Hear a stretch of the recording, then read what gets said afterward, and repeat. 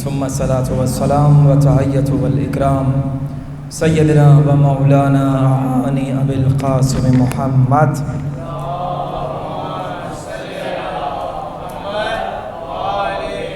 اہل بیتہ الطیبین الطاہرین المعصومین المظلومین اما بعد فقد قال فی کتابہ المجید وقرآن الکریم بسم اللہ الرحمن الرحیم وما محمد الا رسول صلوات بر محمد و آل محمد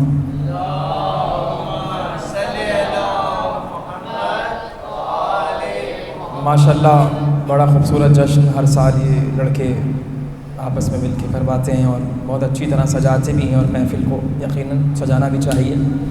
پچھلے سال بھی میں آیا تھا تو ماشاءاللہ خوب پڑھنے والے بھی تھے، سننے والے بھی تھے۔ اس سال بھی ماشاءاللہ آپ بیٹھے عبادت کر رہے ہیں، تو عبادت کا ایک طریقہ ہے اور جشن کی عبادت کا ایک بڑا مخصوص طریقہ یہ ہے کہ مثلاً اس وقت آپ دیکھ رہے ہیں چھتوں پر غبارے لگے ہوئے ہیں، تو غبارے گھر میں آپ کب لگاتے ہیں کہ جب کسی کی آمد ہوتی ہے، جب کسی کی ولادت ہوتی ہے غبارے لگاتے ہیں نا۔ تو آپ بتائیے کہ جب کسی کی ولادت آپ کے گھر میں ہوتی ہے تو آپ اتنے پریشان بیٹھتے ہیں یا ذرا مسکراتے ہیں، ہنستے ہیں؟ تو ذرا مسکراتے ہوئے بیٹھیے، مسکراتے ہوئے درود پڑھیے محمد والے محمد کی شان۔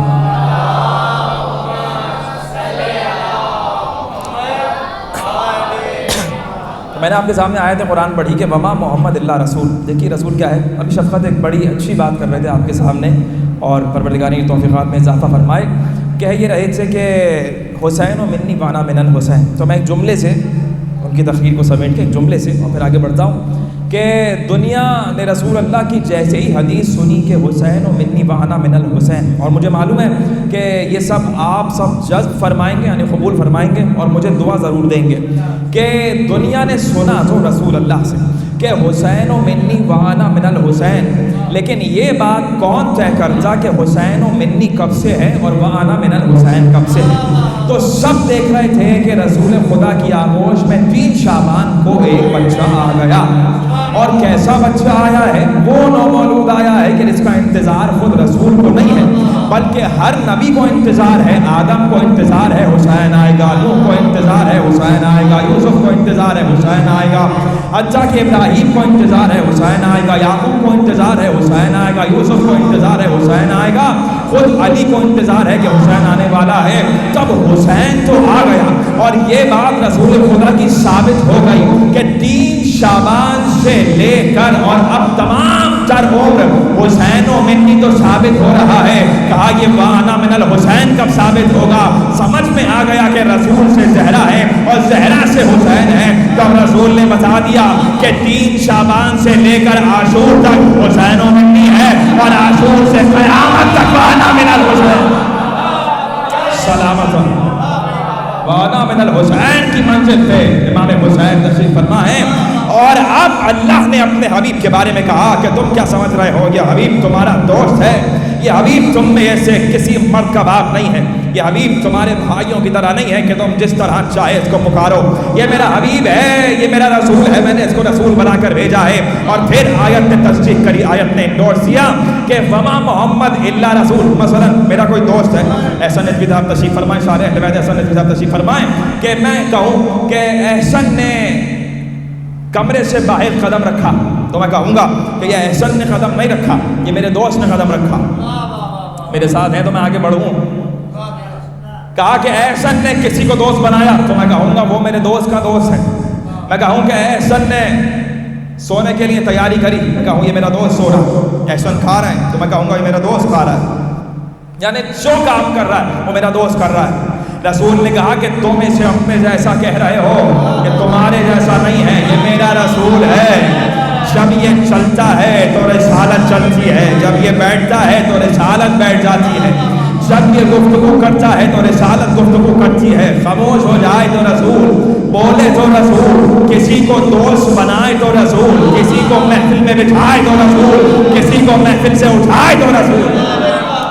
وہ رسول اس کا ایک عمل رسالت ہے، نماز پڑھ رہا ہے تو رسول ہے، رکوع میں ہے تو رسول ہے، سجود میں ہے تو رسول ہے، قیام میں ہے تو رسول ہے، زمین پہ ہے تو رسول ہے، معراج پہ ہے تو رسول ہے، یعنی ہر عمل اس رسول کا ایسا ہے کہ اللہ نے کہا کہ ہر عمل محمد مصطفیٰ نہیں کر رہا بلکہ رسول کر رہا ہے. تو اب تاریخ کے برق جو تاریخ نے ایک منظر دکھایا, اور کیا دکھایا تاریخ نے کہ مسجد نبوی ہے اور اصحاب اجلہ اصحاب کرام رسول کے سامنے بیٹھے ہوئے ہیں. ایسے میں رسول ممبر پہ تشریف فرما ہے کہ مسجد نبوی میں سب کے دروازے بند کر دیے گئے ہیں مگر ایک دروازہ کھلا ہوا ہے. ایک دروازہ کھلا ہوا ہے. وہ کس کا دروازہ ہے؟ کہا وہ کسی بیوی کا دروازہ ہے, وہ کسی کائنات کی ملکہ کا دروازہ ہے جس کو بند کرنے کا حکم نہیں ہے. ایسے میں کیا دیکھا سب نے, اور تاریخ نے لکھنا شروع کیا کہ ہم دیکھتے جا رہے تھے کہ رسول خدا خطاب بیان فرما رہے تھے. ایسے میں کچھ دیر گزری اور اس دروازے کا پردہ ہٹا. جیسے ہی پردہ ہٹا, ایک بیوی سر سے لے کر پیر تک سیاہ چادر میں مربوط, سیاہ چادر اوڑھے ہوئے ایک مرتبہ آنا شروع ہوئی. جیسے ہی محمد مصطفیٰ نے دیکھا کہ وہ بیوی آ رہی ہے, تمہارے ذہن میں آیت رہنی چاہیے, وما محمد اللہ رسول, محمد کچھ نہیں سوائے میرے رسول کے. جیسے ہی رسول خدا نے دیکھا کہ وہ بیوی آ رہی ہے, ایک مرتبہ تمام اصحاب لکھواتے ہیں تاریخ کو کہ اے تاریخ لکھ کہ ایک مرتبہ محمد مصطفیٰ نے ممبر کو چھوڑ دیا, اس بیوی کی تعظیم میں کھڑے ہو گئے. تو اب تاریخ یہ لکھ رہی ہے کہ محمد مصطفیٰ بیٹی کی تعظیم کر رہے ہیں. ابھی تو قرآن نے کہا ہے وما محمد اللہ رسول, اس کا اٹھنا بھی رسالت ہے, اس کا بیٹھنا بھی رسالت ہے. یہ باپ اپنی بیٹی کی تعظیم نہیں کر رہا, یہ محمد مصطفیٰ بیٹی کی تعظیم نہیں کر رہے, یہ رسالت پروردگار فاطمہ زہرا کی تعظیم, زہرا کی تعظیم ہو رہی ہے.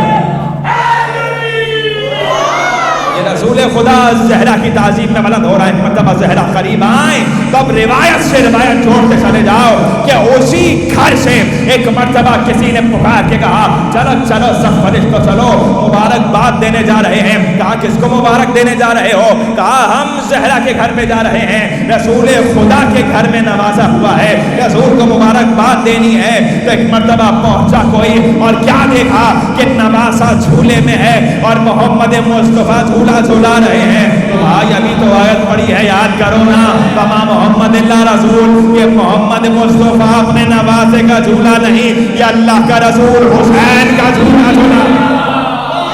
صلوات پر محمد والے محمد.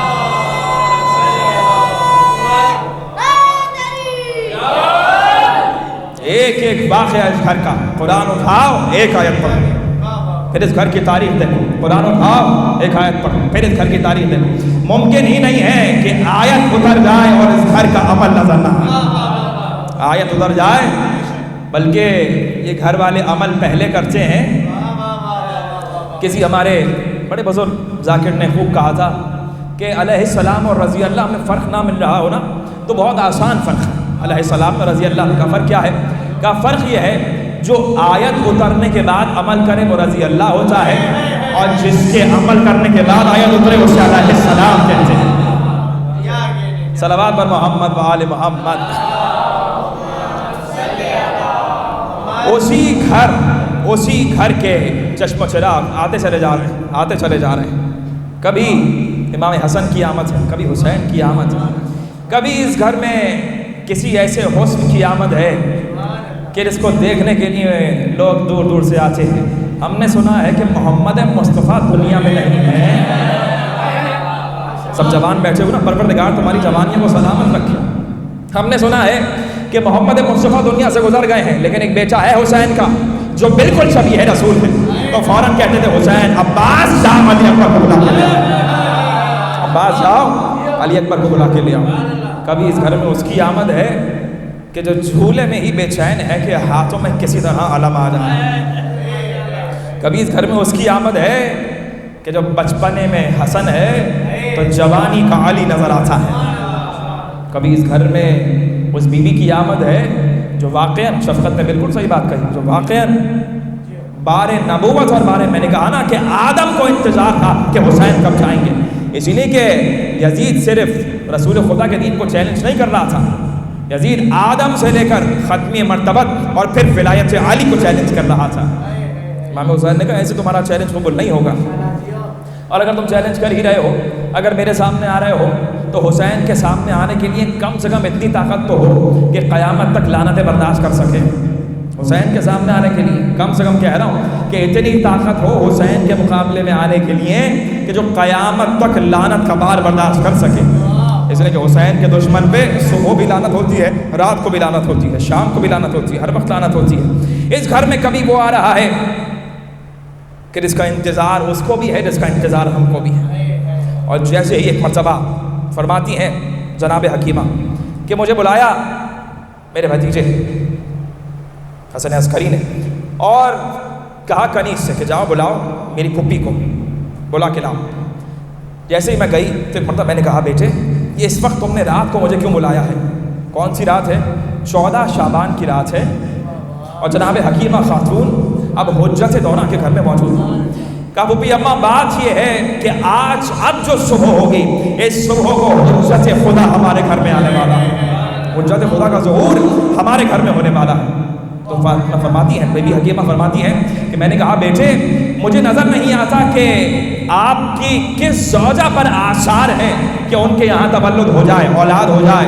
تو امام نے ایک مرتبہ فرمایا کسی پر آثار نہیں ہے، لیکن جناب نرجس کے یہاں یہ بیٹا آنے والا ہے. یہ حجت خدا کہتی ہیں کہ ایک مرتبہ جیسے ہی شب گزرنے لگی میں نرجس کے ساتھ بیٹھی ہوئی تھی. ایک مرتبہ جیسے ہی صبح کا تارا نمودار ہوا اور نماز فجر کا وقت ہونے لگا تو میرے درمیان اور نرجس کے درمیان ایک ایسا نورانی پردہ حائل ہو گیا اور کمرے میں اتنا نور ہو گیا کہ اب مجھے کچھ بھی نظر نہیں آ رہا تھا. کچھ دیر گزری اور وہ نور ایک مرتبہ ختم ہوا. میں نے کیا دیکھا کہ حجت خدا سجدے میں ہے اور کہہ رہا ہے جعل حق وزحق الباطل ان الباطل کان زہوقا. بس آج حق آ گیا، باطل مٹ گیا. حجت خدا آ گیا. تو وہ تو پہلا ظہور تھا نا، وہ جو آمد تھی وہ تو غرور تھا.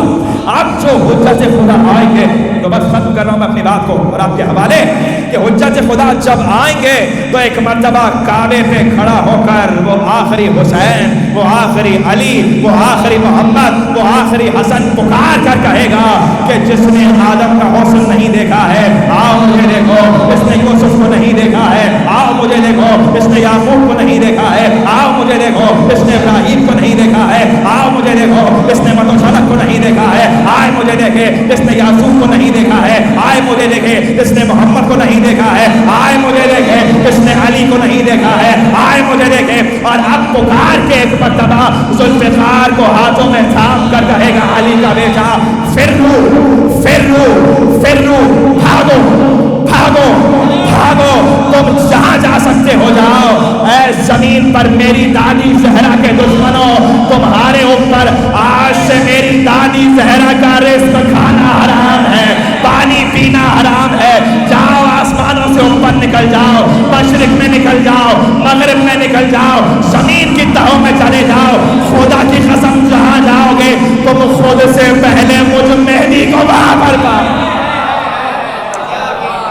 یہ ہے علی کا بیٹا، یہ ہے علی کا آخری قصہ. پھر اس وقت وہ آ جائے گا اور یہ دنیا جو ظلم سے بھری ہوئی ہے وہ عدل سے بھر جائے گی. یہ دنیا جو اس وقت پریشانی سے بھری ہوئی ہے وہ امن سے سکون سے بھر جائے گی. ہم تو بے چین رہتے ہیں نا ہر وقت اپنی محفلوں میں. یہ محفل تو سجی ہوئی ہے لیکن جس وقت وہ آخری آ جائے گا اور جس وقت مسند صدارت پہ امام جلوہ افروز ہوں گے، وقت کا امام جلوہ افروز ہوگا.